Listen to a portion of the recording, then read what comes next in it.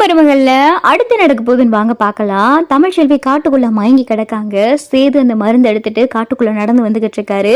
சேது வர பாதையில தான் பார்த்தா தமிழ மயங்கி கிடக்காங்க. சேது தமிழை பார்த்ததுமே பதறி அடிச்சு ஓடியாரு. இவன் எப்படி இங்க மயங்கி கிடக்கா? தமிழ் தமிழ் தமிழ் எந்திரி தமிழ் அப்படின்னு சொல்லிட்டு சேது பதறி தமிழுடைய கண்ணத்துல எல்லாம் தட்டுறாரு. தமிழை பார்த்தா பேச்சு மூச்சு இல்லாமே கீழே கிடக்காங்க. தமிழ் எந்திரி தமிழ், உனக்கு என்னாச்சு தமிழ் அப்படின்னு சொல்லிட்டு சேது அப்படியே பதறாரு. தலைக்கு கீழே கையை வச்சு தலையை அப்படியே தூக்க பாக்குறாரு. கீழே பார்த்தா ஒரே ரத்தம். சேதுடைய கையில எல்லாம் பார்த்தா ரத்தமா ஒட்டுது. என்ன ரத்தமா இருக்கு? தமிழ் தமிழ் எந்திரி தமிழ் அப்படின்னு சொல்லிட்டு சேது பார்த்தா என்னென்னமோ பண்ணி பாக்குறாரு. தமிழ் பேச்சு மூச்சு எல்லாமே இருக்காங்க. வேகமா பேக்ல வாட்டர் பாட்டிலா வச்சிருக்காரு. சேது வேகமா பேக்கை கலட்டுறாரு. அதுல வாட்டர் பாட்டிலா வச்சிருக்காரு. தண்ணி எடுத்து முகத்துல தொளிக்கிறாரு. அப்பதான் பார்த்தா தமிழ் கண்ணை முழிச்சு பாக்குறாங்க. தமிழ் உனக்கு என்ன ஆச்சு? தலையிலலாம் ரத்தம், ஏன் இப்படி மயங்கி கிடக்க? என்னாச்சு? உன்னை யாரும் அடிச்சாங்களா அப்படின்னு சொல்லிட்டு சேது கேட்கவும் அப்பதான் தமிழ் மயக்கத்திலே சொல்றாங்க, ஆமாங்க, நான் மருந்து எடுத்துட்டேங்கன்னு சொல்லி கத்திக்கிட்டே வந்தேன். உங்களை கூப்பிட்டு பார்த்தேன். அப்பதான் யாருன்னே தெரியல, ஒரு கட்டையை வச்சு தலையில அடிச்ச மாதிரி இருந்துச்சு. அந்த கட்டையை வச்சு அடிக்கவும் நான் அப்படியே மயங்கிட்டேன்.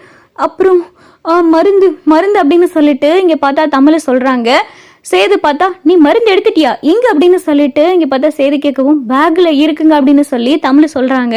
இங்க பார்த்தா வேகமா சேது பேக்ல பாக்குறாரு. எந்த மருந்துமே இல்ல.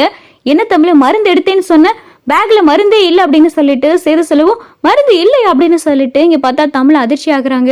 நான் எடுத்துட்டேங்க, இங்க பாருங்க அப்படின்னு சொல்லி வேகமா தமிழ் பேக் வாங்கி பாக்குறாங்க. அதுல மருந்தே இல்லை.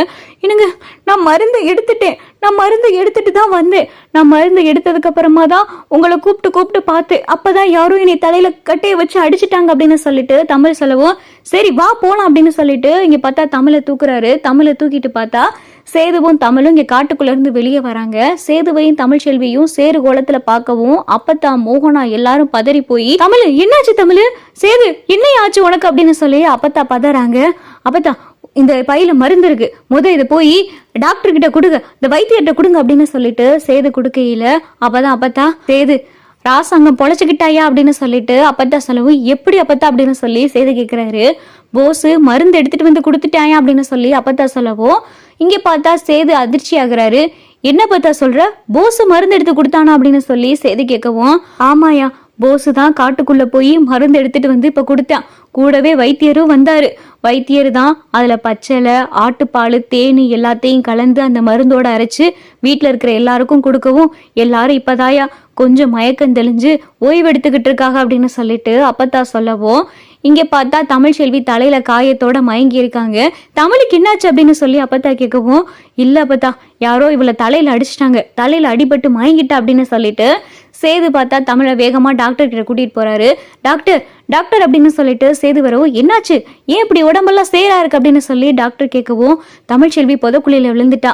பத்தாவதுக்கு அவளை தலையில யாரோ கட்டியால அடிச்சிட்டாங்க, முதல்ல என்னன்னு பாருங்க அப்படின்னு சொல்லிட்டு சேது சொல்லவும் சரி உள்ள வேகமா வாங்க அப்படின்னு சொல்லி டாக்டர் கூட்டிட்டு போறாங்க.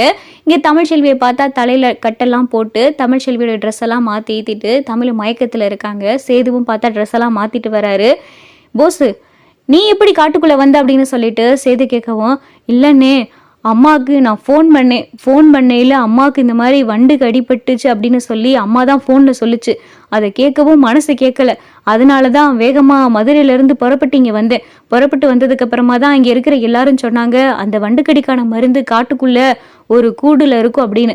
அதனாலதான் அங்கே போய் நான் அந்த மருந்து எடுத்துட்டு வந்தேன் அப்படின்னு சொல்லிட்டு போஸ் அப்படியே நல்லவன் மாதிரி நடிக்கவும் சேது வீட்டுல இருக்கிற எல்லாருமே நம்பிடுறாங்க. நல்ல வேலைக்கு போஸ், எனக்கு முன்னாடி நீ சீக்கிரம் எடுத்துட்டு வந்த அப்படின்னு சொல்லிட்டு சேது சொல்லிக்கிட்டு இருக்காரு. அப்பதான் போஸ் சரியான நேரத்துக்கு மருந்து எடுத்துட்டு வந்ததுனாலதாயா ராசாங்கம் உயிர் பழச்சா. டாக்டர் எங்க கிட்ட வந்து 10 நிமிஷத்துல உசுறு போகுதுன்னு சொன்னாங்க. அதை கேட்டதுமே என் உசுரே நின்று போச்சு.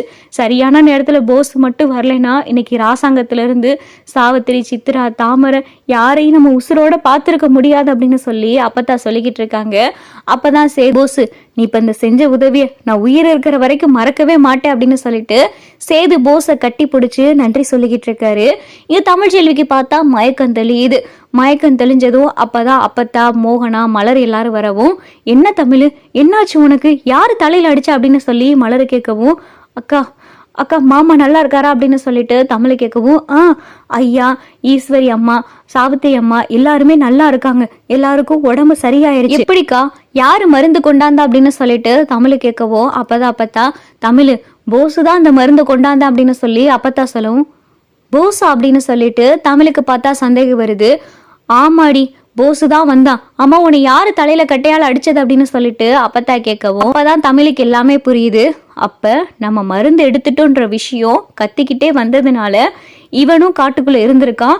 நம்ம கத்திக்கிட்டே வந்ததை தெரிஞ்சு பின்னாடி வந்து தலையில கட்டையால அடிச்சு என்னை மயங்க வச்சு நான் எடுத்த மருந்தை இங்க கொண்டாந்து கொடுத்து இவன் நல்ல பேர் வாங்கியிருக்கான். இவனை சும்மா விடக்கூடாது அப்படின்னு சொல்லிட்டு தமிழ் மனசுக்குள்ள நினைக்கிறாங்க.